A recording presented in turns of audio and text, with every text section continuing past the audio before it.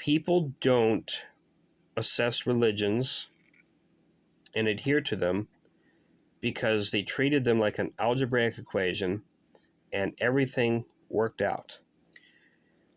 Most people approach religion through what Spangler would call a soul feeling. That is, they like how it makes them feel. Either they grew up with the faith or they were attracted to the faith because it was something that spoke to their heart.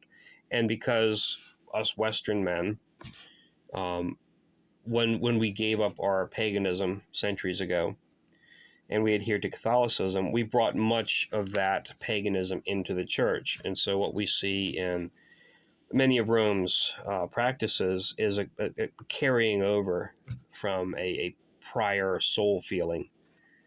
We've shed the names, for instance, of Thor and Odin, but we've taken up other names, and these become the saints.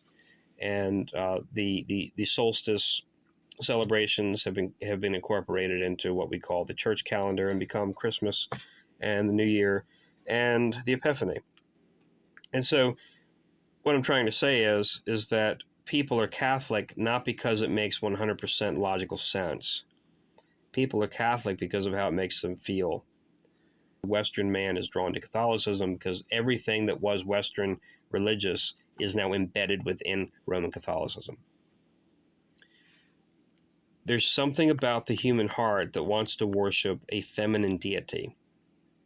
Now, we don't worship in terms of latria, the Virgin Mary, but in every other respect, she's become what Isis used to be, or what Diana used to be. I don't find this to be a problem. What I do, and what most learned Catholics will do, is they place a difference between the Mary of history and the Mary of faith. The Mary of history wasn't anything like the Mary of faith. All right, if you want to read about the Mary of history, it's far more like in the New Testament, where she was married to Joseph as a teenager, wound up with probably more than 6 kids, and probably went to live with John in Ephesus, where she passed away. You know, that's her whole character arc, right? It takes on completely different dimensions. The Mary of Faith within Catholicism is a much more heroic figure, and she has her own apotheosis at the end. But what she does is she fulfills the deep longing in the Western soul to give veneration to the feminine. And so, as such, she balances the pantheon, you could say, within Christianity, because the Trinity itself has no feminine element. And so Mary becomes that thing because the Western heart and soul wants it.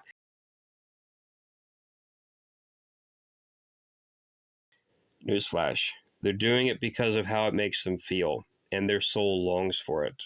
And so sometimes, in defiance of all reason, a man will swim the Tiber.